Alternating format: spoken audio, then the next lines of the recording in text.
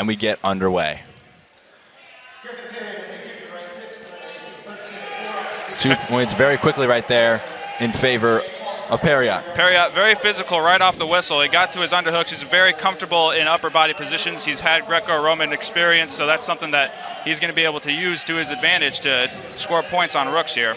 Rooks trying to work his way out, try and get on the escape. Nearly out twice, but a lot of strength being showed by Parriott.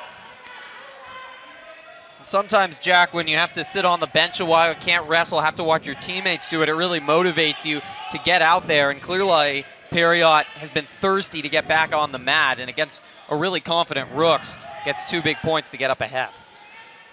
Has been on top for most of this initial bout.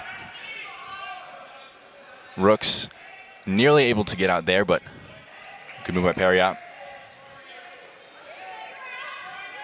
Towing the edge right here. Parriott, when he has wrestled, 13-4, number 15 in the country, according to Flow Wrestling. He's a very talented wrestler, but as we've mentioned, Rooks just knocked off the number 14 wrestler in the country on Saturday in Evanston, Tomas. Sammy, what should Graham focus on right here to try and get himself back in about minute 30 into this initial bout? Graham's not an uncomfortable wrestler giving up the first takedown. It's a position that he hasn't wanted to find himself in, but he has found himself in a position where he's been the opponent's been leading for the majority of the period. He's a person that will keep the pressure on and really pour on the pressure in the third period, and that's something that he needs to be able to look forward to, is keep the match close and allow for that third period to be his winning moment. Rooks won in double overtime on Saturday as he gets the escape. He showed his conditioning on Saturday.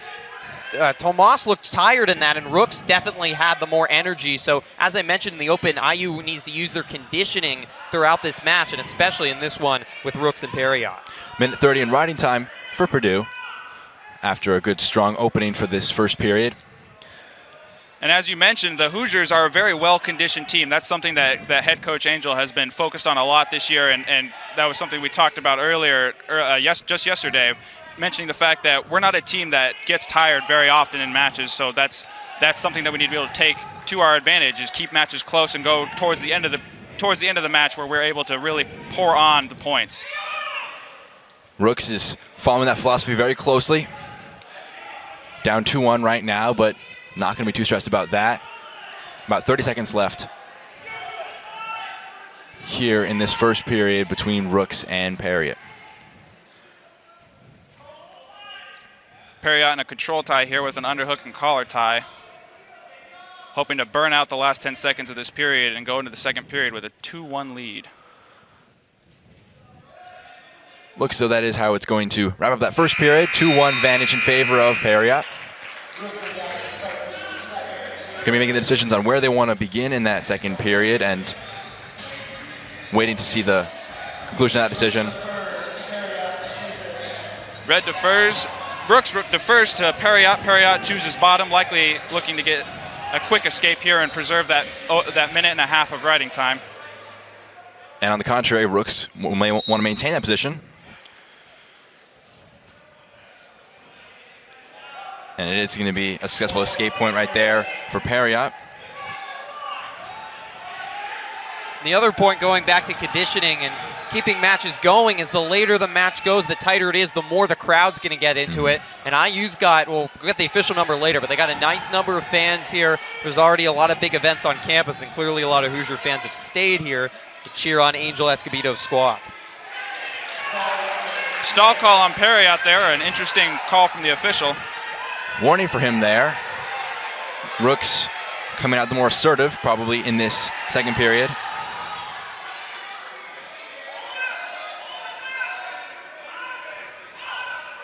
Both fighting for position. Parriott very, very clearly comfortable in that underhook position.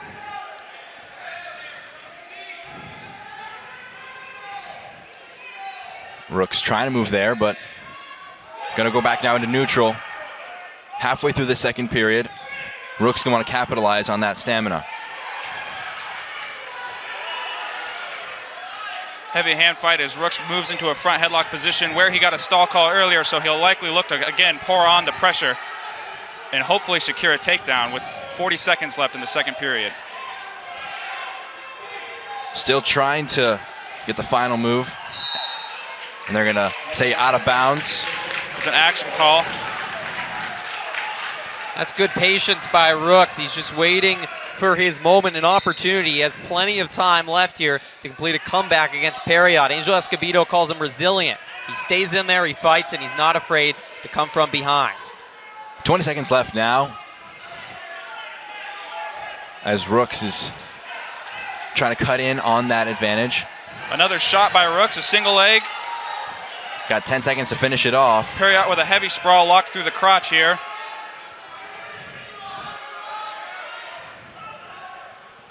That is going to wrap the first period, or second period, excuse me. 3-1. Parriott still leads heading into that final period. Sammy, how'd you feel about the performance from either wrestler in that last period? Parriott did a good job of holding position and preventing Rooks from scoring a takedown, but I believe that it took a bit of a toll on his gas tank as he crawls back to the center of the mat to take the top position against Rooks here. And I think that's the game plan for Escobedo coming into a lot of these matches. Tire out the Boilermakers in the final 2 minutes. Does get the escape point there. Cuts it into a 3-2 deficit. And that takedown, taking into effect riding time, would make it 4-4 effectively if he can get that takedown. Rooks was elusive in finding it in that second period. There's a minute 30 to try and find it here.